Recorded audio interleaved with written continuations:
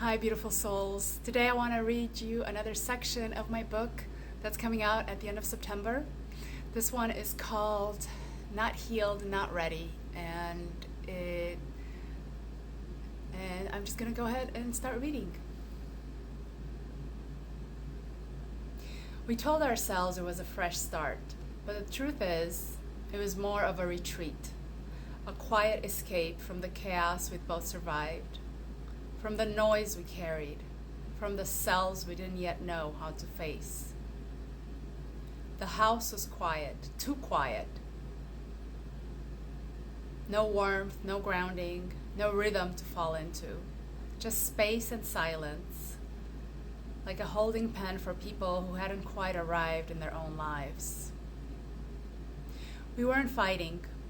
There were no holes punched in the walls, no slammed doors, no shattered plates. There were no insults thrown like daggers. But there was a hollowness, a soft, constant dissonance humming underneath everything. A low-grade ache we couldn't ignore forever. And then one day it happened. We were sitting on the floor, cross-legged, facing each other. No raised voices, no defenses, no accusations. Just a sentence that cut through the room with bone-chilling clarity. I don't think we're compatible. His voice was calm, not cruel, not guarded, just honest.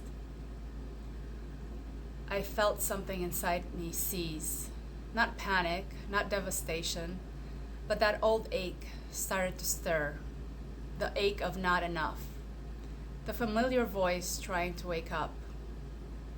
But this time I didn't run. I didn't disassociate. I didn't reach for food, tobacco, or distractions. I didn't abandon myself. I sat there, present, awake, fully in my body. I remember holding a selenite stick in my hand, one of those thin crystal wands I used to keep close, like an anchor. I turned it over slowly, then without even thinking, I snapped it in half. A clean break, just like us. The crack echoed something I didn't yet have words for. A kind of grief that didn't even need to scream to be heard. I wanted to negotiate, not because I was desperate, but because I still had hope. Hope that maybe kindness could be enough. Hope that maybe love could win. Because he was kind, he was respectful. He didn't try to control or silence or belittle me.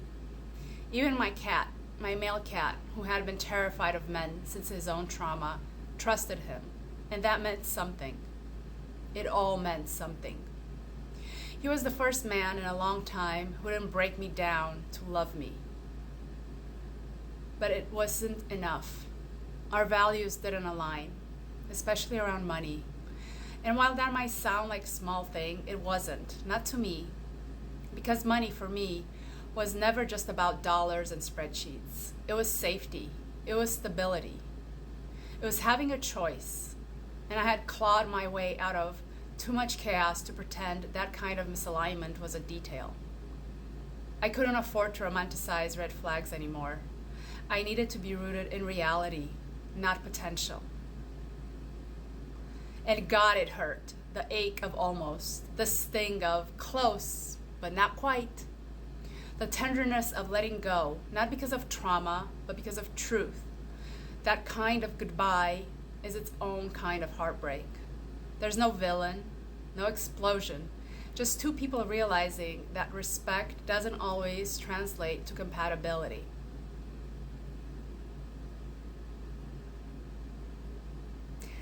To read more, keep an eye out on my posts. My book is coming out in September. Have an amazing day.